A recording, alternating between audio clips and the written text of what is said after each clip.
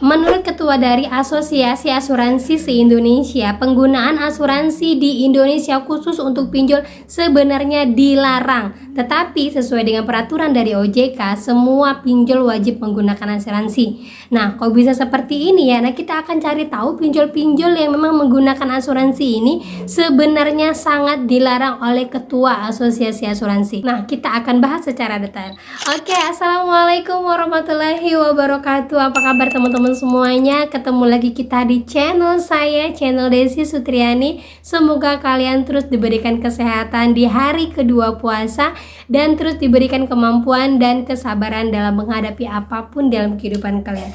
Amin amin ya rabbal alamin. Oke teman-teman, kali ini saya akan membahas tentang bahaya memorandum ketika dicabut oleh OJK dan adanya laporan dari Ketua Asosiasi Asuransi di Indonesia mengatakan bahwa asuransi tidak diperbolehkan dipinjol. Nah, kenapa ya? Kita akan bahas secara detail, tapi sebelumnya buat kalian yang baru gabung di channel saya, jangan lupa klik tombol subscribe-nya, nyalakan notifikasi loncengnya agar terus hubung dengan saya. Oke teman-teman, ini dia buat kalian.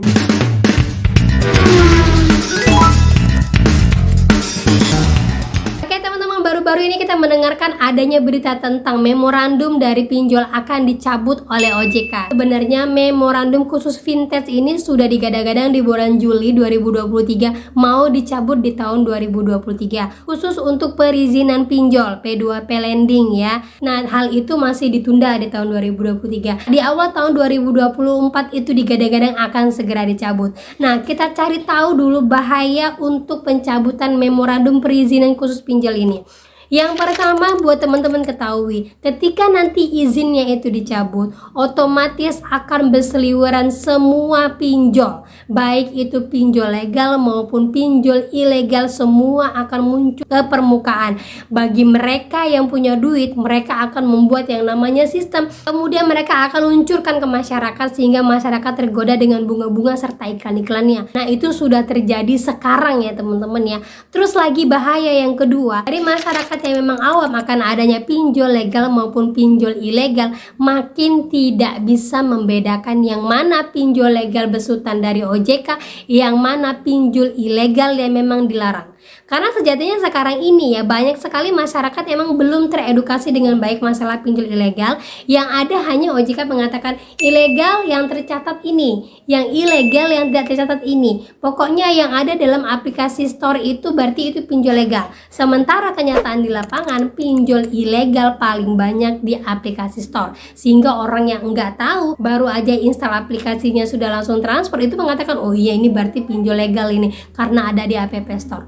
Nah, itu banyak sekali orang-orang Indonesia yang nggak paham. Sementara kalau nantinya itu benar-benar dicabut, bahaya pinjol benar-benar akan menyerang Indonesia. Makin banyak kemiskinan di Indonesia. Yang kaya makin kaya, yang miskin makin miskin. Saya nggak tahu lah. Ini saya setahunya emang pinjol ini adalah bisnisnya dari OJK. Dari 102 pinjol di tahun 2023, mulai banyak yang mundur. Nah sekarang di vlog saya yang sebelumnya mengatakan ada 4 pinjol yang mundur, otomatis sudah menyentuh angka 95. Saya rasa di angka 95 ini OJK mulai kekurangan dana, kelimpungan. Jadi dengan adanya pencabutan izin itu makin banyak orang yang akan menyetor dana kepada OJK. Mungkin itu sih pemikiran jelek saya ya teman-teman ya. Karena apa? Dengan adanya kasus-kasus bunuh diri yang paling banyak gara-gara pinjol, itu OJK tidak bisa menangani.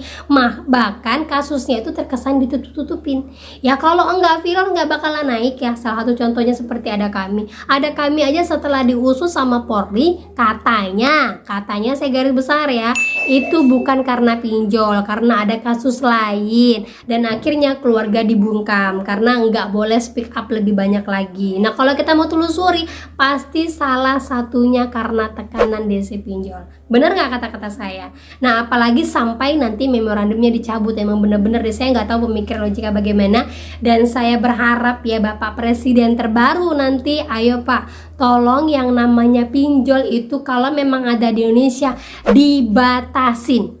Ya, pengamat ekonomi aja mengatakan kalau bisa pinjol di Indonesia itu hanya ada 20 sekian aja, biar jangan bersaing dengan yang namanya perbankan. Nah, saat ini perbankan udah banyak yang tutup, BPR semuanya banyak yang tutup, bahkan koperasi-koperasi juga yang legal banyak yang tutup. Akhirnya jalan satu-satunya biar pergolakan uang ini masih banyak di ranah atas, tercetuslah untuk segera mencabut memorandum ini. Ya, semoga banyak lah, saya harapkan sih banyak orang yang mulai mendemo lah ya kalau kayak gini ya, mulai banyak yang bekerja sama terutama dengan para mahasiswa yang kemarin katanya pinjol masuk dari dalam ranah kampus. Kalau bisa naik deh yang seperti ini. Kalaupun kita tidak bisa turun ke jalan, berarti cara satu-satu yang bisa kita gelakan adalah jangan menggunakan pinjol, jangan suburkan pinjol ini lagi. Gitu ya teman-teman ya. Oke, lanjut lagi kita berita selanjutnya, yaitu tentang asuransi. Nah, baru-baru ini banyak sekali lender dari Investri yang mencoba mengklaim asuransi karena banyaknya gagal bayar di Investri. Ya, nah di sini Ketua Asosiasi untuk Asuransi langsung naik ke permukaan mengatakan bahwa sebenarnya dan seharusnya sesuai dengan undang-undang dari asuransi mengatakan bahwa asuransi itu sebenarnya tidak boleh ada di perpinjolan, apalagi berkaitan dengan yang namanya gagal bayar. Nah, kalau kita lihat banyak sekali ya pinjol-pinjol yang menggunakan asuransi. Salah satunya itu adalah asuransi besar, Shopee ya, pinjam SPayLater. Itu kalau kita klik aja pengaturannya pasti udah ada asuransi, ya kan? Yang kedua itu adalah Kredivo, Aku Laku, Kredit Pintar, Isi Cash, Rupiah Cepat, ada Pundi. Kemudian apa lagi ya? Kayaknya itu saja sih yang saya tahu ya. Kalau mungkin ada tambahan lagi kalian boleh share di kolom komentar. Kalian boleh sampaikan kepada saya. Nah, ternyata untuk asuransi gagal bayar itu tidak boleh diasuransikan. Ya, kalau memang sampai diasuransikan, nantinya pinjolnya akan kena sanksi. Sementara pinjol sendiri itu menggunakan asuransi atas wewenang dari OJK. OJK menyampaikan di tahun 2024 semua pinjol wajib diasuransikan, terutama untuk para nasabahnya dan juga para lendernya. Kalau para lender sebenarnya di tahun 2022 itu sudah menggema ya, semua lender wajib diasuransikan dan beban asuransinya itu dibebankan kepada nasabahnya, kepada orang-orang yang menggunakan pinjol. Akhirnya biayanya besar. Seperti bos ada kami mengatakan ya, yang waktu viral-viral kemarin itu biaya layanan kami besar itu jatuhnya karena asuransi. Nah, padahal kenyataannya asuransi yang dibebankan oleh setiap perusahaan itu tidak boleh adanya asuransi gagal bayar. Jadi asuransi apa yang diperbolehkan untuk setiap perusahaan? Kata-katanya setiap perusahaan, bukan hanya pinjol. Seperti gemanya ya, asuransi itu hanya boleh untuk kesehatan. Tahun 2022 akhir, kemudian tahun 2023 sampai pertengahan itu Shopee sempat menggemakan untuk asuransi gagal bayar, termasuk juga Aku Laku. Ya, pernah saya buat di vlog saya, ya pernah menggemakan untuk asuransi. Nah, ternyata setelah ditelisik itu emang tidak boleh. Yang diperbolehkan itu adalah asuransi kesehatan untuk jiwa. Yang pertama karena sakit.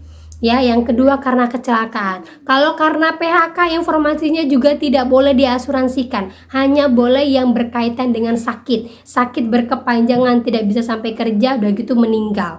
Itu informasinya ya teman-teman ya. Jadi kalau teman-teman merasa bahwa kita harus membayarkan asuransi karena kita menggunakan pinjol, terus di dalamnya itu ada biaya-biaya asuransi, sebenarnya itu bisa kita sengketakan. Karena memang tidak boleh adanya asuransi di dalam pinjol. Bisa kalian laporkan kepada ketua asuransinya, asosiasi asuransi. Nanti saya taruh linknya di bawah ya, buat kalian laporkan karena yang namanya pinjol dilarang menggunakan asuransi. Gitu teman-teman ya.